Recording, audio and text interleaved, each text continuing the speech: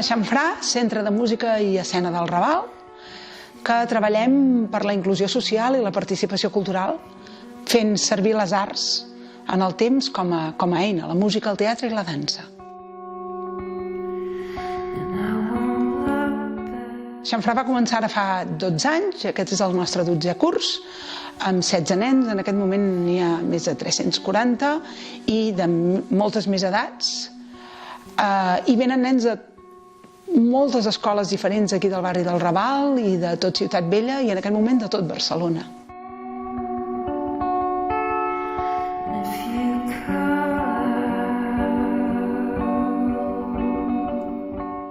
La nostra funció és fer servir les arts en el temps com a ponts per la comunicació entre persones molt diferents i que en altres espais de la ciutat moltes vegades no comparteixen ni vivències ni relació. Potser el valor singular de Xamfrà és que no té lloc la segregació. Es barregen nens d'escoles diferents, de poder adquisitiu diferent, de realitats familiars diferents, en un espai de convivència que, no sé, a mi no m'agrada dir-ho, però com normalitzat.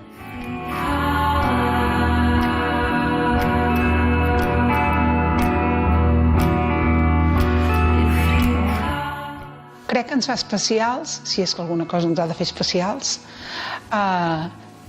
algunes coses que tenen a veure amb prioritzar procés,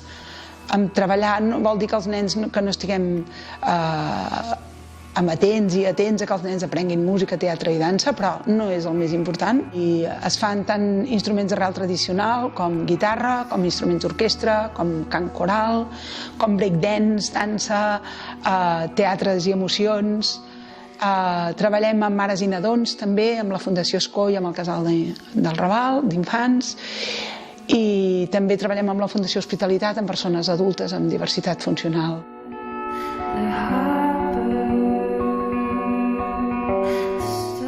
A Xamfrà, des que vam començar, formem part de la Fundació Tot Raval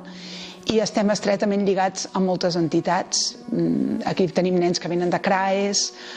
també tenim grups que venen de casals d'infants, de Gavina, de Raval, de Fundació Social del Raval, que venen amb els seus educadors.